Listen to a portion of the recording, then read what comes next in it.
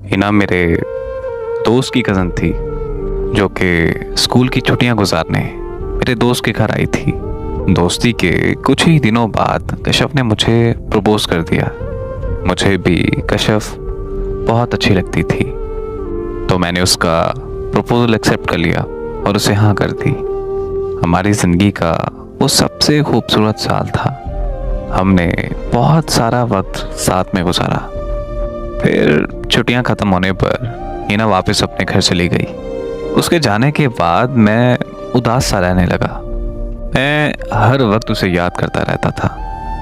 1 साल तक मैंने उसका इंतज़ार किया और फिर छुट्टियां होते ही वो दोबारा आ गई। फिर हम में खूब मुलाकातें, खूब बातें हुई। जब उसने मुझे पहली बार गले लगाया तो उसकी खुशबू मेरी रूह में समा गई।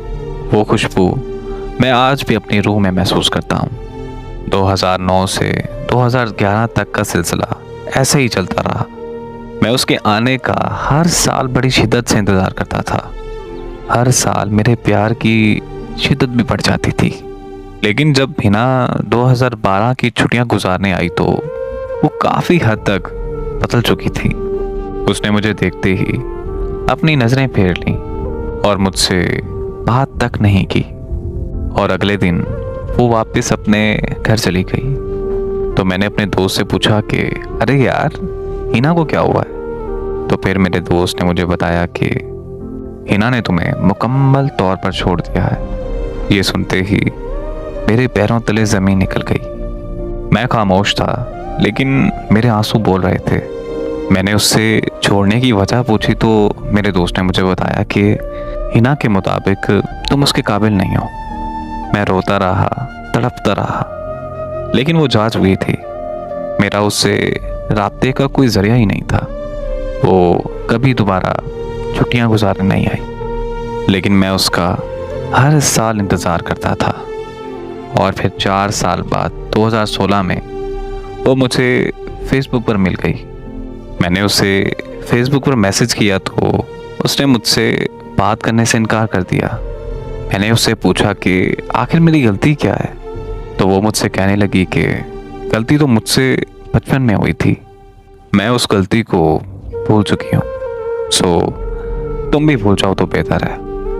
मैंने उससे कहा कि यार, ऐसे कैसे भूल जाऊँ? अगर तो मैंने भूलना होता तो अब तक भूल चुका होता, मगर तुम मेरी यादों से, मेरे ख्यालों से कभी जा ही नहीं पाई।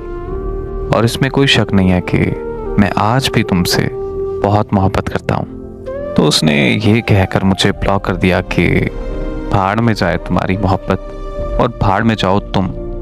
तब मुझ पर क्या गुजरी ये मैं जानता हूँ या मेरा रब जानता है। फिर मैंने फेसबुक की एक और आईडी से उसकी बहुत मिन्नतें की कि वो मुझसे बात कर लिया करे। तो उसने मेरी बात मानकर हाँ कर दी, मगर मेरे मैसेज करने पर वो ऑनलाइन होने के बावजूद भी कई दिन तक मुझे रिप्लाई नहीं करती थी। मुझे बहुत तकलीफ़ होती थी, लेकिन मैं बर्दाश्त कर जाता था।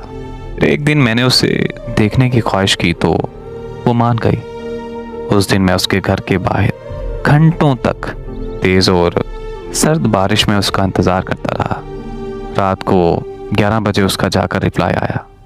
मैंने उससे थोड़ा गुस्से में बात की तो वो मुझसे लड़ाई करने लगी। वो मुझसे कहने लगी कि मुझसे ऐसे बात करने वाले तुम होते कौन हो? मैं उस दिन अपनी बेबसी पर बहुत रोया था। 4 साल तक मैं उससे प्यार की भीख मांगता रहा और वो मुझे भीख भी तरसा तरसा कर देती थी। तो काफ़ी वक्त गुजरने के बाद 2019 में मैंने उसे पूछा कि वो आखिर ऐसा क्यों कर रही है, आखिर वो मेरी क्यों नहीं हो सकती, मेरे प्यार में क्या कमी है? तो वो मुझसे कहने लगी कि कमी तुम्हारे प्यार में नहीं, बल्कि कमी तुम में है। और ये बात याद रखना कि मैं तुम्हारी कभी नहीं हो सकती, क्योंकि तुम मेरे लायक नहीं हो। तो मैंने उससे पूछा कि मैं कैसे तुम्हारे लायक बन सकता हूँ? तो उसने मुझे कहा कि तुम बस मेरी जान छोड़ दो।